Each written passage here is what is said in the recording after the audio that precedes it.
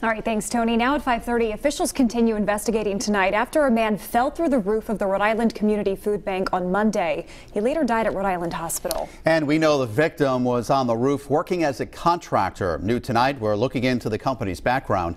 Eyewitness News reporter Sheena Lusciuto has been tracking the story from the start. She joins us now live with what she's learned. Well, we were there yesterday as investigators were back on the roof looking for clues, and we've now learned today this is not the first time the roofing company has been investigated.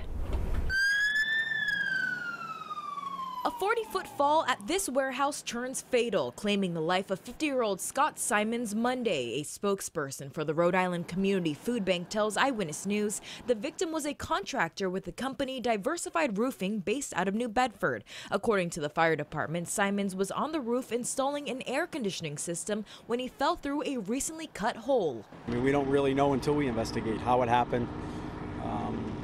Whether it's just strictly an accident, we don't rule anything out. Providence police officials continue investigating. A spokesperson for the Department of Labor tells us as a result of the fall, OSHA has opened a new inspection case with the roofing company, and it's not the first. As we dug through previous OSHA records, we found that just last October, Diversified Roofing faced penalties from OSHA for safety violations. It was just an accident. Unfortunately, it was an accident.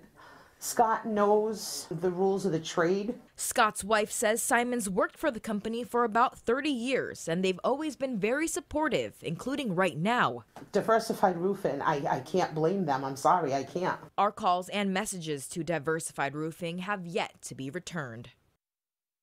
And as you just saw, I did have a chance to sit down with the family in Somerset today. Unfortunately, this is the second tragedy to hit them in less than a year. Coming up new at 6, I'll have how they plan on honoring their loved ones. Reporting live in the newsroom, I'm Sheena Lusciuto, Eyewitness News.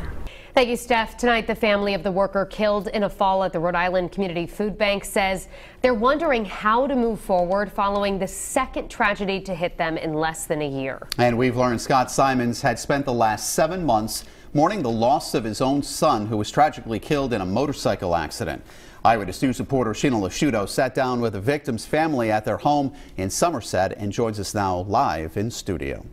Well, it's been 1 day since a local family lost a very special person in their lives. Right now, they aren't really sure what to do. But as they go on, they say they will live every day in honor of Scott and Troy Simons.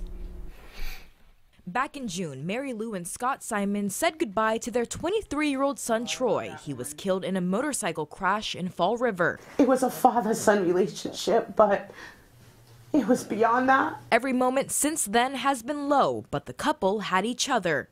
He was my rock, and we were grieving together for our son for the past 7 months. Mary Lou says much of their time was dedicated to finding answers about the deadly crash. Justice needed to be served to the driver, and it wasn't.